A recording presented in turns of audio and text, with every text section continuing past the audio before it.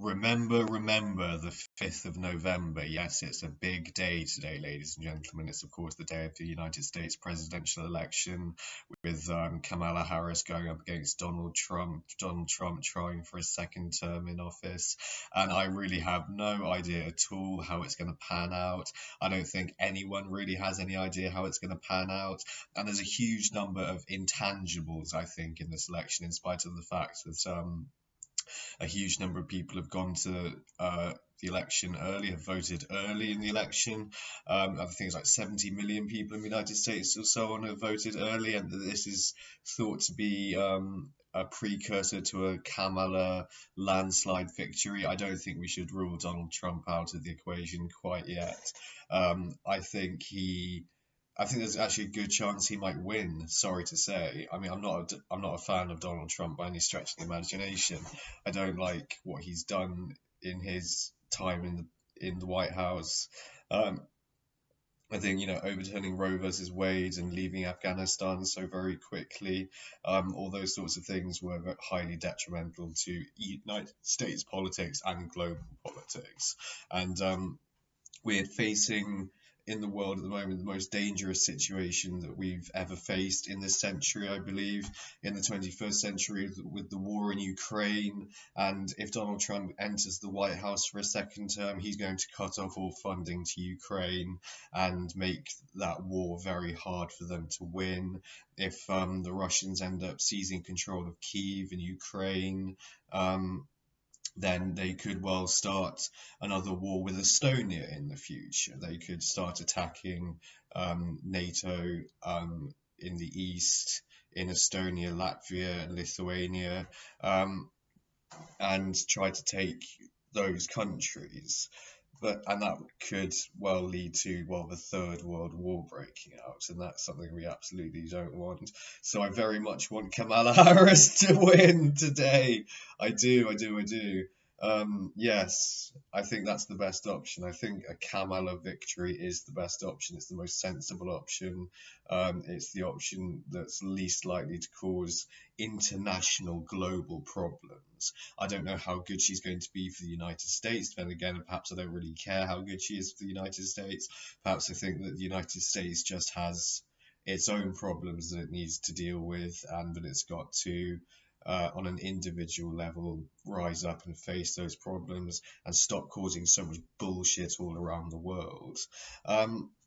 But yeah, I think there's a good chance actually Donald Trump will claim the presidency this time. Hillary Clinton, with all her experience and years in politics, didn't manage to win the election.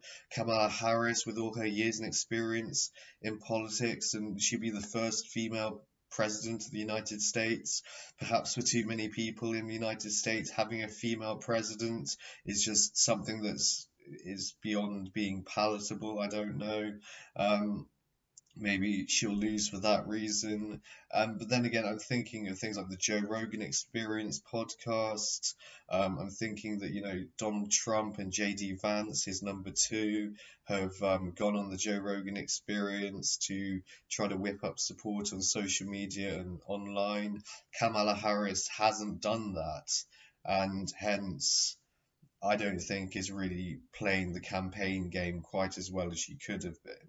I think that they've made a serious misstep, the Democrats, by not exploiting social media and its full potential for campaigning and not getting on the Joe Rogan Experience podcast. And Joe Rogan has said that he'd be very happy to have Kamala on there talking about her policies and whatnot. And Donald Trump has exploited that opportunity to his fullest. So it would make sense to me, actually, that Donald Trump would win the election. And then you've also got the likes of Elon Musk now owning Twitter.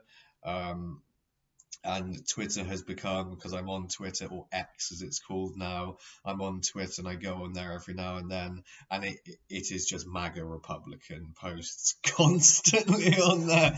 It's everything pro-Trump, everything on there is pro-Trump, everything on there is anti-Kamala, and so on and so forth. And you get glints of Democrat supporting types on there just poking through the woodwork and saying that Kamala's good and so on, that she'll be a good president and whatnot, but drowned out by these torrents of MAGA Republican bile and reactionary nonsense. I really, really, really don't know why Elon Musk has come out in support of Trump. I don't know why this has happened at all. I don't know what he expects to get from it. I don't get what his anti-immigration stance is in the United States.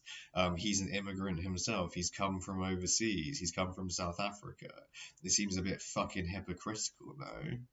Or maybe it's just a stance against illegal immigration coming from Mexico, and he wants to build a wall apparently to keep the fucking immigrants out. But that's not going to work.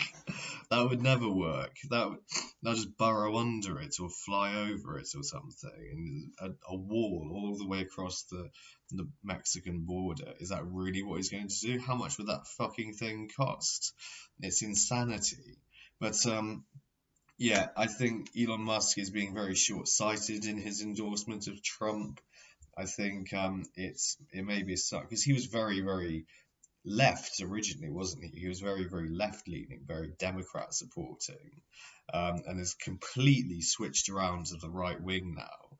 And I think this is what happens as people enter middle age. Perhaps they start thinking differently politically and start reappraising their own opinions and go back on everything that they formerly believed in, and become Republicans, strangely enough.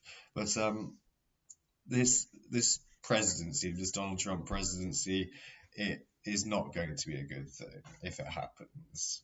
It's not going to be a good thing for the world, which is the only thing I really care about. As I said, I'm not so certain I care all that much about the United States. The United States seems to care a great deal about itself, and perhaps that's enough for them.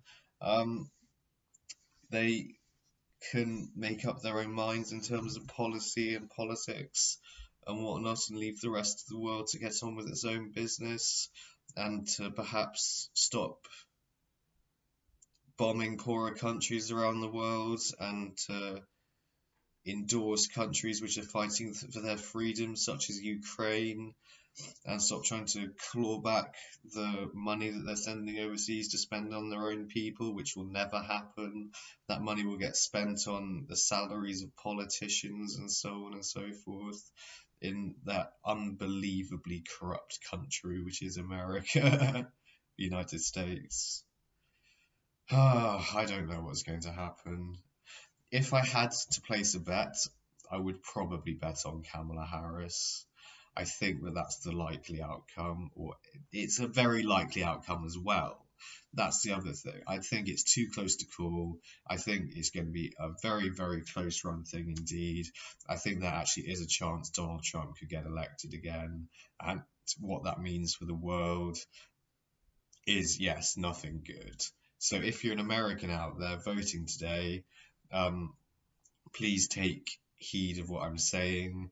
Please listen to reason, and don't vote for Donald Trump, please, dear God. But yeah, I mean, Kamala Harris, is she going to be good or bad?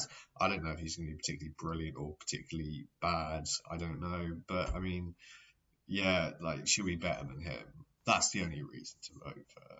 The only reason to vote for Kamala Harris is because she'll be better than Trump. Better for the world than Trump. We just don't need more Trump. He's too ignorant. He's too glib. He's too facile. He's too snake-like.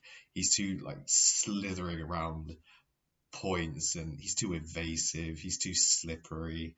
He's too much of a crook.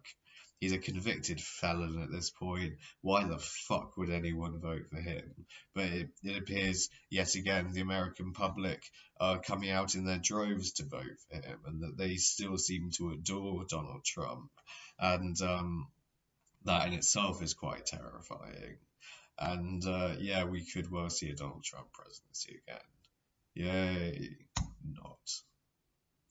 Oh, well, I think I've blathered on about US politics enough for one day. So I'll just leave you with this, everybody. Say goodbye, and I love you lots as usual. And I'll see you soon. Places.